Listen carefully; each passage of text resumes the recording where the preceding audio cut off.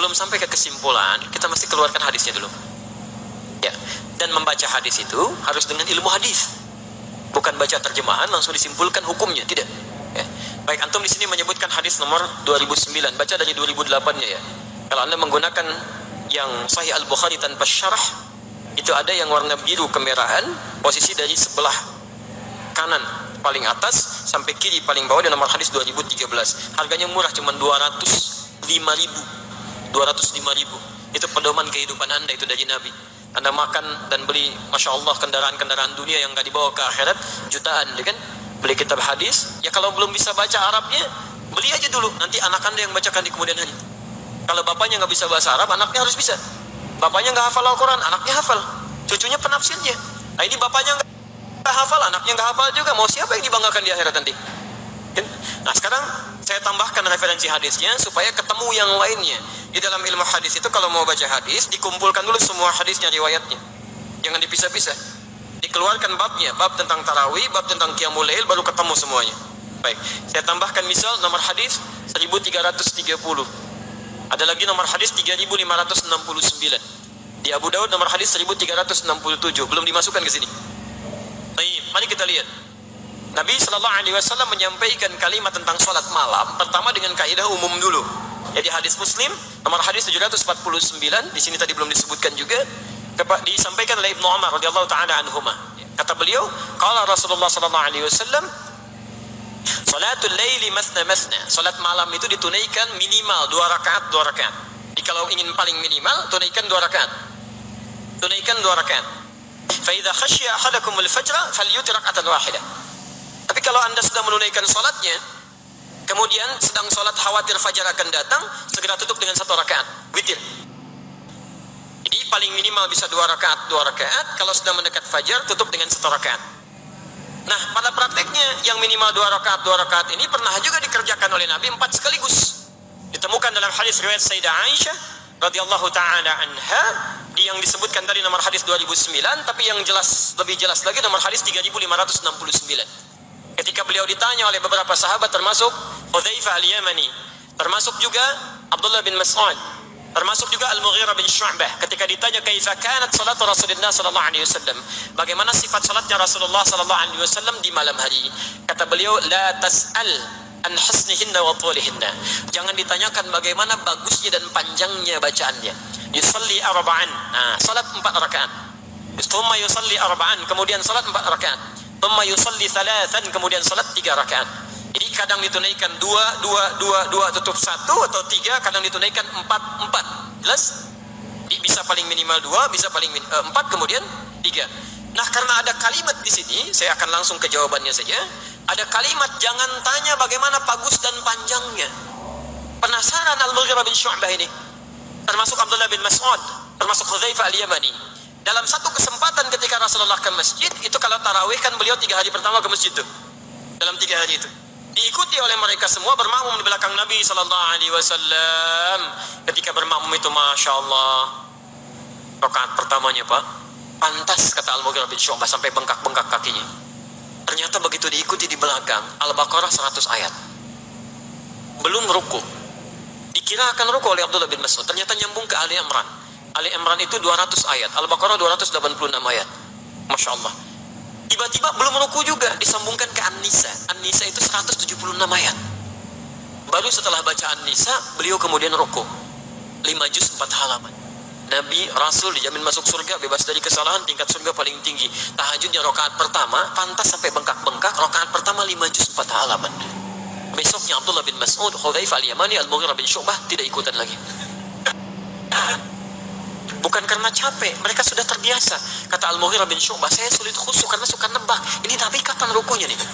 Di begitu jeda sedikit, kayaknya mau ruku, ternyata tidak. Jeda, ternyata tidak. Jadi beliau ingin ngepasin, ingin betul mirip seperti salatnya Rasulullah SAW. Tapi tidak mudah. Makanya kata Sayyidah Aisyah, gak usah ditanya panjang dengan bagusnya, karena itu membuat kadang-kadang sulit untuk diikuti, itu saking tingginya. Saya pernah mimpin salat gerhana di Bekasi. Masya Allah, itu pecinta sunnah Nabi, itu satu tempat. Terus saya datang ke sana, kita ada salat gerhana, jarang-jarang pahalanya ya, yang jarang-jarang ada salat seperti ini. Mari kita tunaikan. Ingin seperti sunnah Nabi persis kita, insya Allah, atau kita belajar mirip-mirip dulu. Ustaz, Pastikan seperti sunnah Nabi sallallahu alaihi wasallam. Kapan lagi kita dapat pahala semacam ini? Jarang-jarang salat semacam ini. Baik, saya bilang kita akan coba semaksimal mungkin, tapi saya mohon izin menjelaskan dulu. Kalau ingin persis seperti Nabi, nanti karena 2 roko 2 sujud. 2 roko itu setelah baca surat, roko bangun lagi, surat lagi. Nanti baru kemudian sujud, bangun lagi, jadi ada 4 surat yang dibacakan. Kalau ingin persis sama seperti Nabi, mohon maafkan, nanti saya akan baca Al-Baqarah sampai selesai surat pertama, kedua Ali Imran sampai selesai, ketiga An-Nisa sampai selesai, baru yang keempat Sabbihisma Rabbikal A'la. Itu tanpa saya bertanya kembali, sebagian besar hampir semuanya mengangkat tangan. Ustaz, mirip-mirip Nabi aja katanya. Ada mudah gitu. Gak mudah ya. Nah, tapi poinnya kemudian di hadis ini ditemukan beberapa sahabat bermakmum pada Rasulullah SAW. Yang jadi masalah, setiap malam itu, malam kedua makin banyak, malam ketiga makin banyak. Karena itu diputuskan oleh Rasulullah SAW, selanjutnya nggak ke masjid lagi, beliau di rumah. Di rumah. Ini masalah salat malam. Sampai besoknya dalam fajar beliau menyampaikan, saya tahu kalian menunggu-nunggu saya. Saya tidak menunaikannya ke masjid supaya salat ini tidak dijadikan wajib oleh Allah untuk ditunaikan berjamaah. Jadi bukan karena Nabi ingin melarang berjamaahnya, tapi karena khawatir membebani umatnya yang tadinya sunnah bisa dikerjakan jadi wajib berjamaah. Itu jadi masalah. Jadi wajib sifatnya. Kan Allah itu senang melihat hamba semakin meningkatkan ibadah. Nabinya masih hidup, hukum masih berlaku. Dalil kedua, Abdullah bin Abbas, seorang anak kecil yang sangat cinta dengan Rasulullah SAW. Sampai-sampai ketika Nabi SAW menginap di rumah bibinya Maimunah, lalu kemudian diikuti, nunggu malam-malam, kemudian menunggu di depan kamar Nabi, ingin tahu bagaimana cara Nabi bangun di malam hari. Ternyata ketika dilihat Nabi bangkit berwudu, diajak anak ini menunaikan salat malam. Ketika sedang salat malam itu beliau berada di belakang Rasulullah, ditariklah ke depan begini, disejajarkan dengan Rasulullah SAW. Lalu kemudian beliau bermakmum di belakang Rasulullah SAW dengan posisi sejajar itu, salat berjamaah.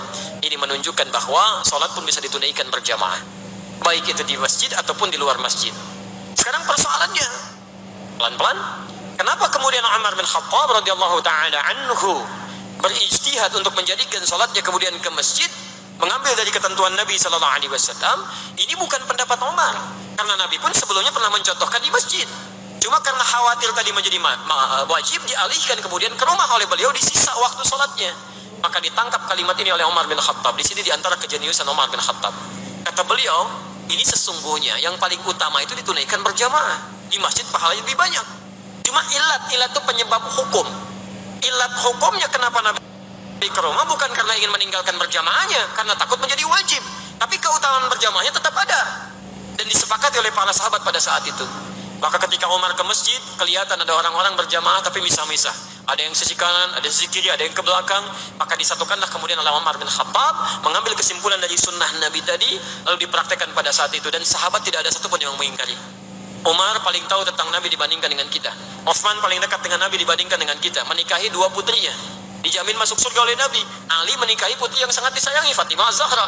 Umar anaknya dinikahi oleh Nabi. Antum tidak menikah dengan putri Nabi, ya kan? Tidak lebih dekat dengan Nabi, bagaimana bisa memahami hadis lebih daripada Umar? Dari situ kemudian para ulama sepakat sampai di Madinah, sampai hari ini tarawihnya berjamaah. Sampai kemudian di Makkah juga tarawihnya berjamaah. Jadi kalau antum pahami itu salah tidak sesuai Nabi, berarti yang di Makkah salah semua, yang di Madinah salah semua. Sedangkan orang Madinah lebih tahu dengan keadaan Nabi sampai hari ini dibandingkan dengan kita. Jelas ya? Di sini ada kebolehan dalil menunaikan sholat berjamaah di masjid untuk tarawih, tapi juga tidak melarang kalau ingin mengerjakan sendirian. Itu kesimpulannya. Yang salah yang tidak sholat itu. Baik. Ini belum selesai yang kedua. Yang kedua tentang sholat sunnah. Bagaimana memahami kalimat Nabi, sholat sunnah terbaik itu ditunaikan di masjid, di rumah, maaf, tunaikan di rumah. Ini dalil yang terpisah. Di hadis Muslim hadis 157. Nabi mengatakan afdalun nawafil fi buyutikum. Salat terbaik itu di rumah-rumah kalian yang sunnah. Malam takunil faraid, sepanjang bukan yang fardu. Jadi yang fardu paling bagus tunaikan di masjid, yang sunnah-sunnah di rumah. Itu sunnah secara umum, tapi hadisnya belum selesai. Ujung keterangannya wa baiti huna, sedangkan rumahku di sini. Bagaimana cara menafsirkan hadis ini? Kata Ibnu Hajar Al-Asqalani dalam Fathul Bari, beliau sampaikan kalimat Nabi wa baiti huna, rumahku di sini, yadullu ala anna, ini menunjukkan bahwa sesungguhnya idza kana baitul muslim qariban minal masjid, jika rumah seorang muslim yang akan salat itu dekat dengan masjid. Di mana rumah Nabi? Di masjid. Rumah Rasulullah SAW sholat sunnah di situ. Begitu Bilal qamat, beliau keluar karena rumahnya dekat dengan masjid. Jadi hadis ini dipahami kalau rumah Anda dekat dengan masjid, silahkan tunaikan sholat sunnahnya di rumah supaya tempat sujudnya semakin lebih banyak lagi. Tapi kalau rumah antum di Banjarbaru, ada kajian di sini subuh, sholat sunnahnya di sana, nyampe sini kapan? Itu yang agak susah gitu kan. Apalagi saya mau ke sini kajian sholat sunnahnya di sana dulu, nyampe ke sini ya kesiangan, gak nyambung gitu kan. Nah, di sini yang disebut dengan ilat dalam hukum fikih. Sebab fikihnya apa? Dari ilat itu baru dipahami.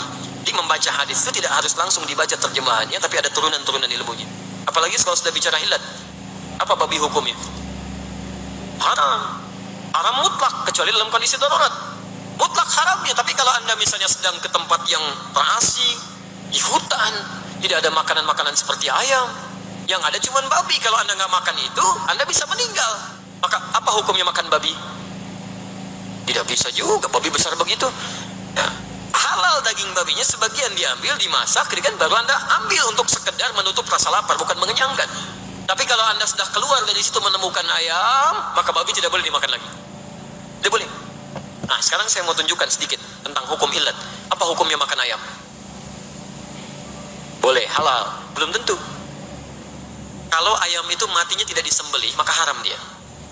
Jatuh misalkan ayam, atau tiba-tiba dipukul mati, digoreng, gak boleh dimakan. Kecuali kalau ayamnya disembelih dulu. Nah, baru kalau disembelih dulu apa hukumnya? Belum tentu. Kalau disembelihnya tidak mengucapkan kalimat Allah, Bismillahi Allahu Akbar, kan? Ibnu Majah nomor hadis 3221. Jadi kalau disembelihnya tidak menggunakan nama Allah, haram juga. Makanya kalimat itu nggak sembarangan. Kalimat itu bisa menghadirkan hukum.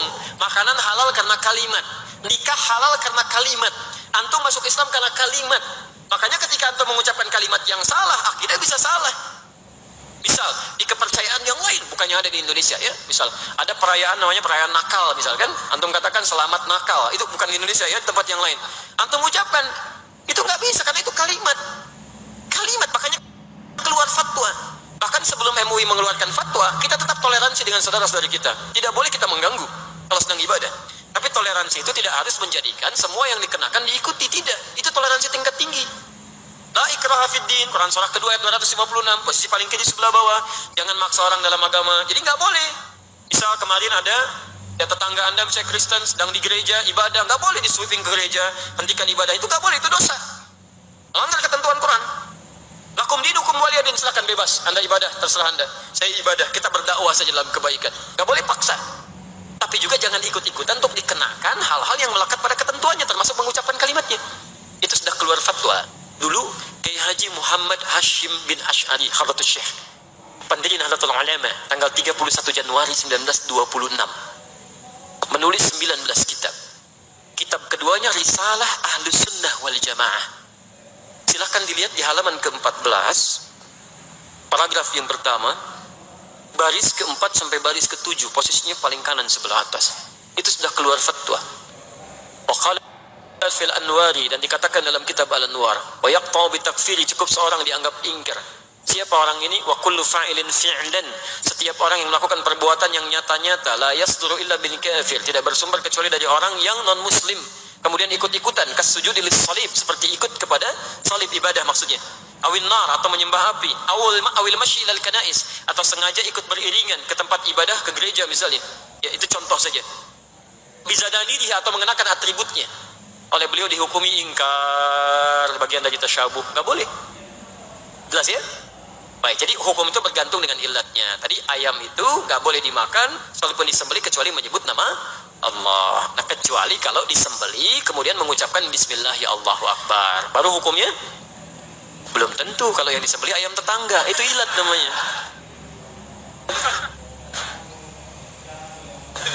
Ya, jadi maksud saya kalau baca hadis dilihat dulu ya konteks ilmunya.